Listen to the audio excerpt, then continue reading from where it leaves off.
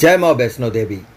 आज इस वीडियो में मैं आपको वैष्णो देवी यात्रा का पूरा विवरण डिटेल्स में यहाँ पे दूंगा। आपको कहाँ से कहाँ तक जाना है, कैसे जाना है, कितना क्या चीज़ का रेट है, होटल वाले कितने लेते हैं, और पूरी तरह से सारी विवरण एक एक चीज़, छोटी से छोटी चीज़ें, माइनर से माइनर चीज़ें मैं इसमें कवर किया हूँ। तो आप लोग वीडियो में लास्ट तक बने रहें और पूरी इन्फॉर्मेशन लें। अगर आप जा रहे हैं वैष्णो यात्रा के लिए तो यहाँ पे पूरी डिटेल्स लें, इसके बाद जाए तो आपको कोई प्रॉब्लम्स नहीं होगी, ये मेरी गारंटी है। क्योंकि मैंने एक एक चीज़ को, जो वहाँ मैंने लोगों को देखा कि फेस करते हुए प्रॉब्लम्स, उन सब चीज़ों को मैंने इस वीडियो में डाला है। मैंने यहाँ पे ट्रेन की टिकट बुक की थी और कटरा तक का, न्यू दिल्ली से कटरा तक की। वैसे ही यह ट्रेन आपका निज़ामुद्दीन पुरानी दिल्ली से आपको ट्रेन मिल जाएगी, कोई भी प्रॉब्लम्स नहीं होगा। बहुत सारी ट्रेन चलती है, रेगुलर बेस पे चलती है, कुछ ट्रेन अल्टरनेट बेस पे चलती है, ठीक है। और नॉन एसी, एसी हर तरह के आपका सुविधा है, ठीक है। राजधानी एक्सप्रेस भी जाती है, जम्मू तवी तक जाती है, वो कटरा तक अभी नहीं जाती है, लेकिन बहुत सारी ट्रेन जो है सो कटरा तक जाती है। आप फ्लाइट के थ्रू भी आप पहुंच सकते हैं, ठीक है, जम्मू तक, और जम्मू से फिर जो है सो कार या टैक्सी लेके आप कटरा तक पहुंच सकते हैं। बस के थ्रू भी आप पहुंच सकते हैं डायरेक्ट कटरा तक, ठीक है। तो इस तरह के बहुत सारे रूट है जिसके, लेकिन सबसे अगर आप फैमिली के साथ जा रहे हैं तो मैं तो कहूँगा कि आप प्रेफरेंस कर दें ट्रेन को या बाय एयर करें, ठीक है। तो ज़्यादा आपके लिए अच्छा रहेगा और सुविधाजनक रहेगा।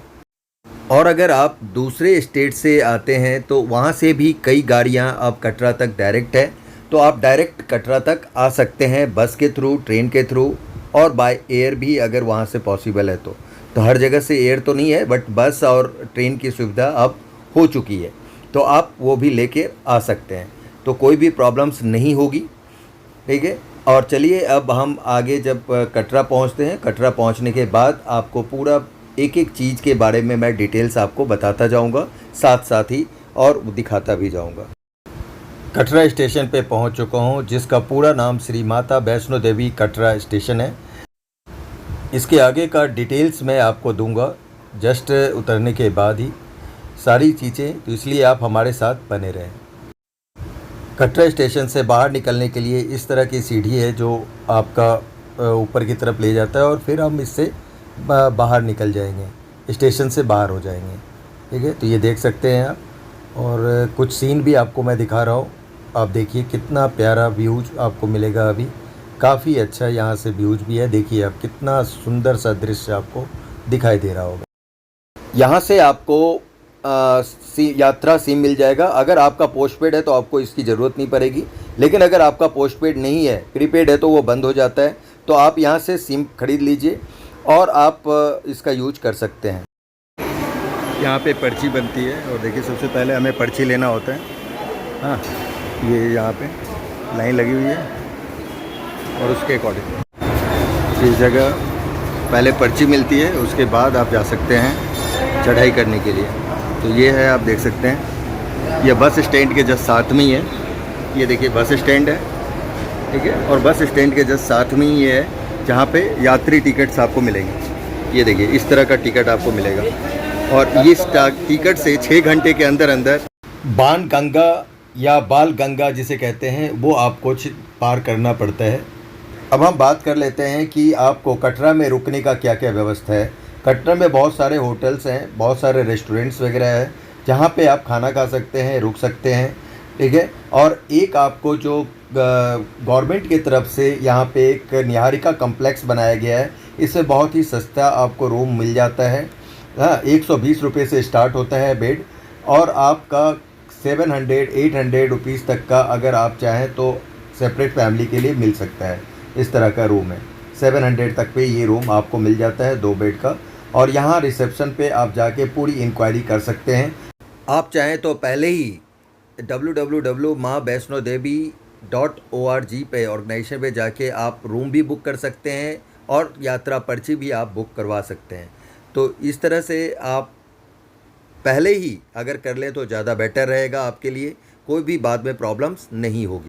अब ये यहीं से एंट्री करना होता है, जो आपको पास मिला उसको यहाँ पे दिखाना होगा, ठीक है। और ये आप देख सकते हैं, ये इस तरह से यहाँ पे आते हैं और ये पूरी लंबी लाइन लगती है। बैग का अलग से है और जिसका बैग नहीं है उनके लिए अलग से यहाँ पे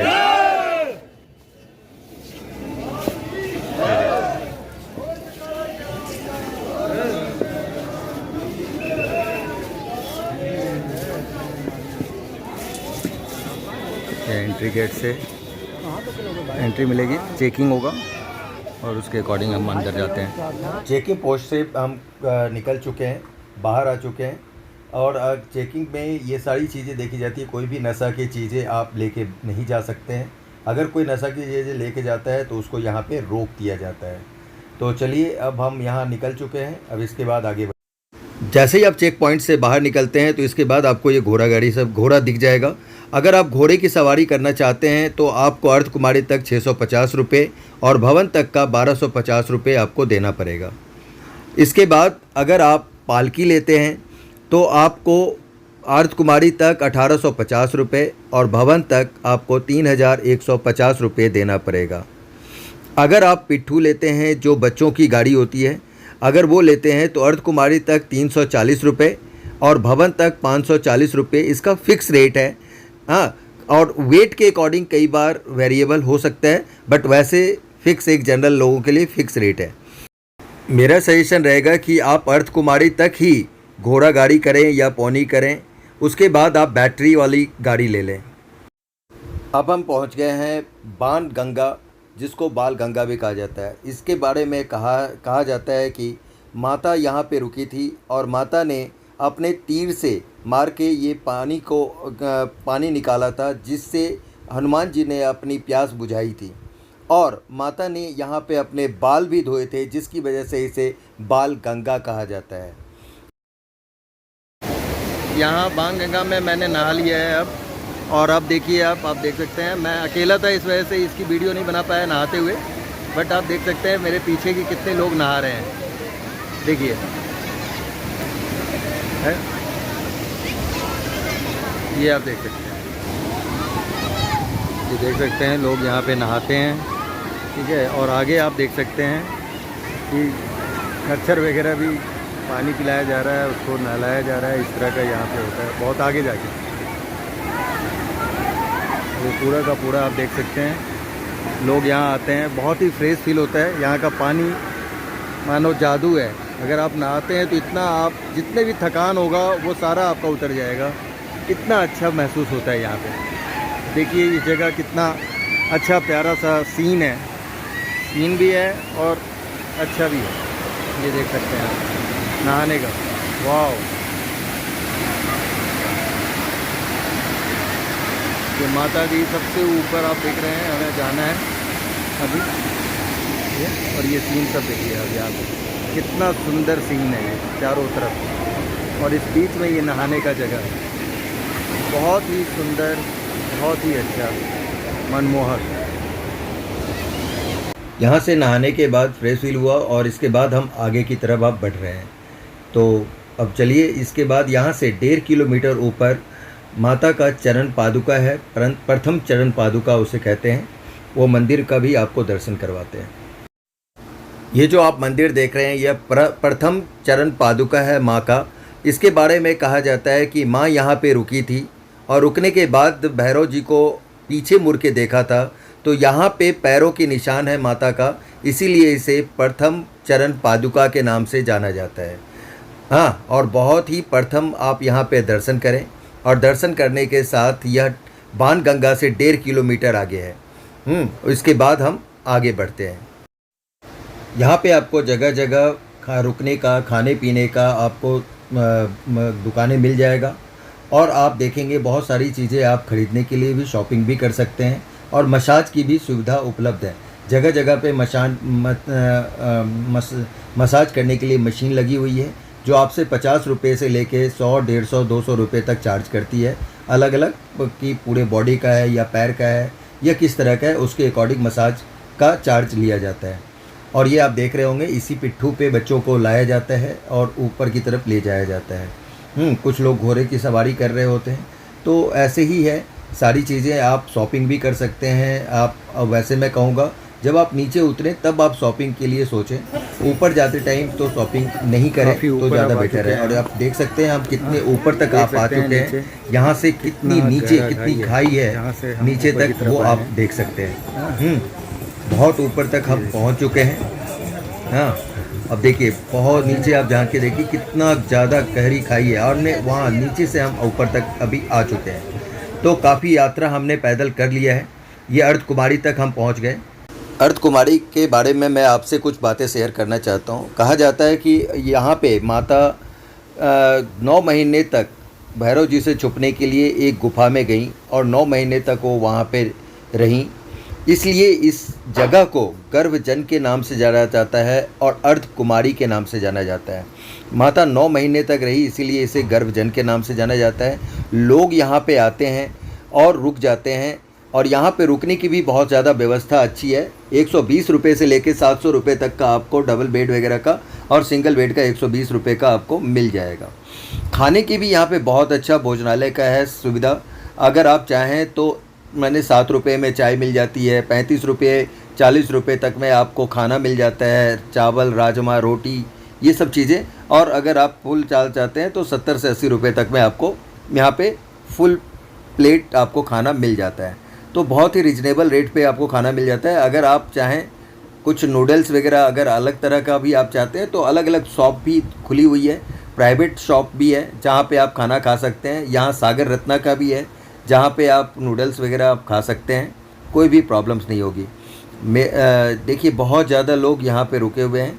वह 24 घंटे की वेटिंग था, इस वजह से मैं तो रुक नहीं पाया क्योंकि मेरे पास टाइम की कमी है। अगर आपके पास टाइम है तो आप रुकिए, और यहाँ आपका ठहरने की भी अच्छी व्यवस्था है।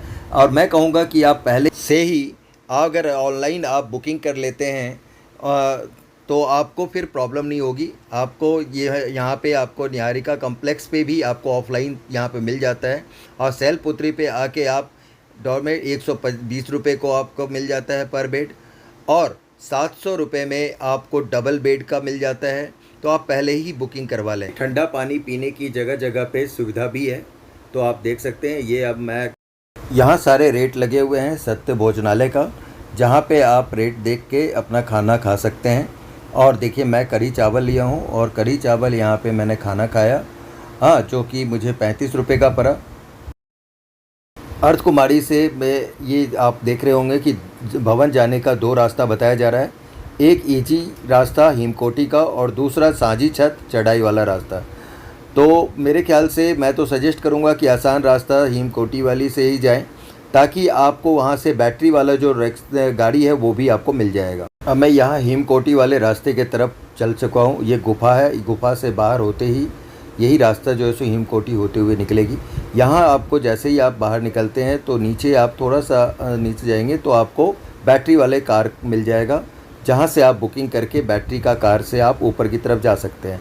कई बार आपके पास पैसा नहीं है तो आप ATM का यूज कर सकते हैं, और यहाँ पे टॉयलेट वगैरह की भी काफ़ी अच्छी सुविधा है, जगह जगह पे मिल जाएगा आपको।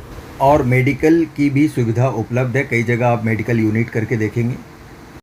अर्धकुमारी से आपको बैटरी वाली गाड़ी भी मिल जाएगी, जिसका प्राइस आपको अर्धकुमारी से भवन तक का 354 रुपये है। और भवन से अर्धकुमारी जब आप नीचे आते हैं तो आपको 236 रुपये ही लगते हैं। 5 साल तक के बच्चे को फ्री है, 5 साल के बाद के बच्चे को यही रेट लगता है जो मैंने आपको बताया अभी। ये नीचे की तरफ आप देख सकते हैं, बादल की तरह आपको दिख रहा होगा, पूरा बादल छाया हुआ है। और यहाँ लोग जो है सो एक पॉइंट है जहाँ पे लोग फ़ोटो वगैरह खिंचवा रहे हैं। आप देखिए कितना ऊपर तक है, नीचे लोग अपना फ़ोटोग्राफी कर रहे हैं, ले रहे हैं। लोग लेटे हुए हैं, नीचे आराम कर रहे हैं। कुछ लोग यहाँ पे अर्धकुमारी में जाने के लिए यात्रा के वजह से वेट कर रहे हैं, कुछ लोग वैसे आराम कर रहे हैं, क्योंकि साफ़ सुथरा जगह है। बहुत अच्छी तरह से लोग लेट के अपना आराम करते हैं, और आप भी कर सकते हैं, कोई दिक्कत नहीं है। अब आप आगे बढ़ते हैं तो आपको यात्रा स्लिप चेकिंग का कई जगह मिलता है, और वहाँ पे आपको ग्रुप अलाउड किया जाता है, हाँ। और इसके बाद आप आगे की तरफ बढ़ते हैं। देखिए काफ़ी लंबी लाइन है, और इस जगह कई जगह आपका लिखा होता है कि पत्थर गिर सकता है, हाँ, तो वहाँ पे आप ना बैठें। और ये देखिए व्यूज़ नीचे कितना भवन का दिखाया जा रहा है, बहुत ही सुंदर, हाँ। ये पत्थर कटा हुआ है, इसी के नीचे नीचे से जाना पड़ता है। बहुत ही कई जगह पत्थर गिरने की आशंका है, यहाँ ना रुके, कृपया तेज़ चलें, ऐसा बोला गया है कई जगह। अब हम आ चुके हैं ढोसा पॉइंट हिमकोटी के पास, जहाँ पे आप खाना खा सकते हैं। हाँ, और ये जो हिमकोटी है, यहाँ पे आप कुछ देर मैं बैठूँगा और इसके बाद फिर मैं आगे की तरफ बढ़ूँगा। और जगह जगह जैसे मैंने आपको कहा कि पानी पीने की सुविधा है। हाँ, और ये आप देख रहे होंगे बैटरी कार की जो कार है, बैटरी कार, वो भी यहाँ से अभी गुजर रही है। तो ऐसे ही आपका यहाँ पे खाने पीने की सुविधा है। आप आराम से चाय पिए, खाना खाएं, जो भी है वो करने के बाद आप आगे की यात्रा आरंभ कर सकते हैं।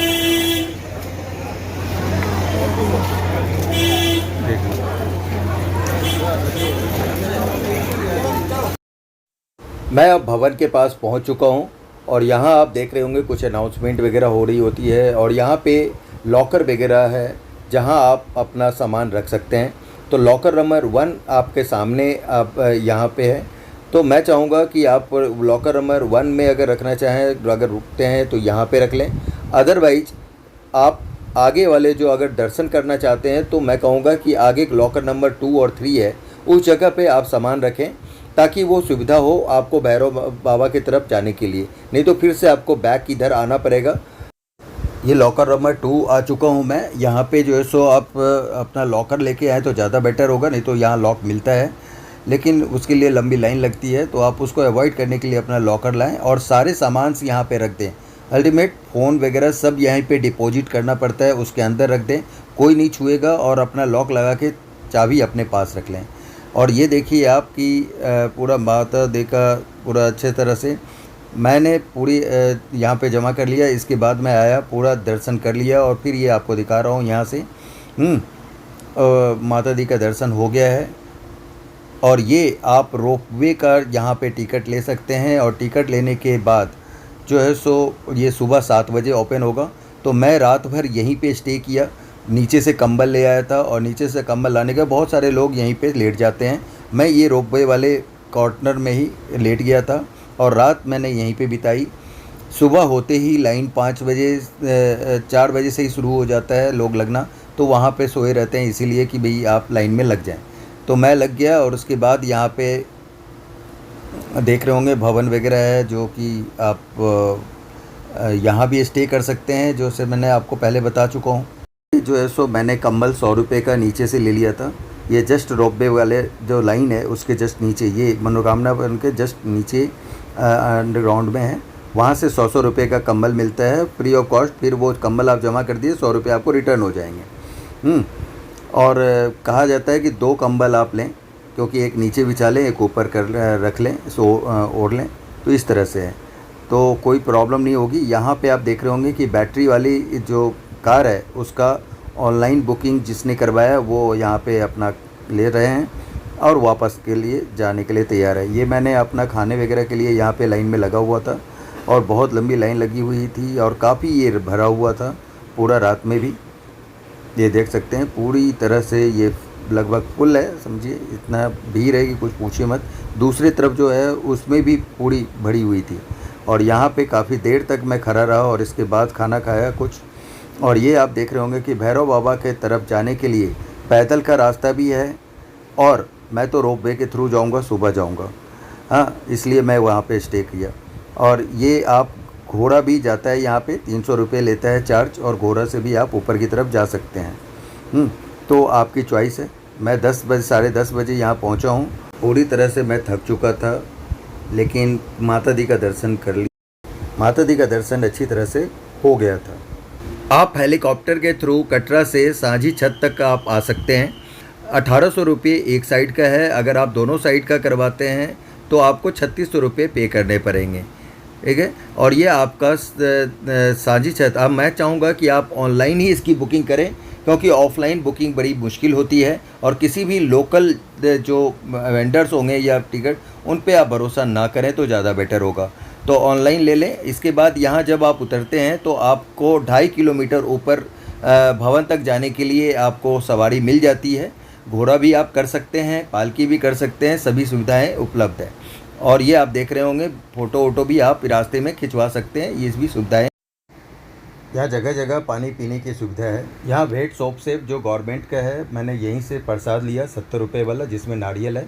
नारियल एक जगह जमा करना होता है और आपको एक टोकन मिलता है। वो टोकन आप आगे देते हैं, बाद में आप देते हैं तो आपको नारियल वापस मिल जाता है। आपको प्रसाद के साथ ये भी मिलता है और एक सिक्का भी मिलता है माता दी का। यहाँ पे रोपवे के जाने के लिए 7 बजे खुल जाता है और 4:30 बजे तक ये ओपन रहता है। अगर मौसम ठीक रहा तो 100 रुपये चार्ज है अप और डाउन दोनों के लिए, और 2 घंटे के अंदर ही आपको ऊपर से नीचे आना पड़ेगा भैरव बाबा का दर्शन करके। ये लंबी लाइन भी लगती है, लेकिन अगर आप सुबह सुबह ही, बहुत ज़्यादा रश होता है और ऐसे कोई ये जल्दी जल्दी ही निकाल देते हैं। एक बार में कम से कम से 40 लोग ऊपर चले जाते हैं और आ जाते हैं, तो कोई दिक्कत नहीं है, बहुत जल्दी सर्विसेज है इसकी। और ये देखिए आप सीन नीचे मैं ऊपर से शूट किया हूँ, बहुत ही कितना डरावना सा लगता है। अगर आपका हार्ट कमज़ोर है तो आप नीचे ना देखें तो ज़्यादा अच्छा रहेगा। हाँ, आप ऊपर ही देखें और भगवान का नाम लेते हुए ऊपर चढ़ जाएं। ज़्यादा से ज़्यादा 2, 4, 5 मिनट लगता है और आप ऊपर पहुँच जाते हैं और भैरव जी का फिर दर्शन इत्मीनान से हो जाएगा, कोई दिक्कत नहीं होगी आपको। जैसे ही आप ऊपर पहुंचते हैं तो उसके बाद आपको प्रसाद के लिए मिलेगा। वहाँ भी गवर्नमेंट का है, जहाँ से आप 20 रुपये का प्रसाद चढ़ाने के लिए ले सकते हैं। कई लोग उससे पहले ही दुकान से हैं जो आपको कहेंगे तेल ले लीजिए, ये लीजिए, तो मेरे ख्याल से वो नहीं लीजिएगा, क्योंकि वो नहीं चढ़ेगा जो आपको गवर्नमेंट की तरफ से मिलता है। और इसके बाद आप देख रहे होंगे यहाँ पे सेल्फ़ी पॉइंट है, जहाँ पे लोग अपना सेल्फ़ी वगैरह खिंचवाते हैं।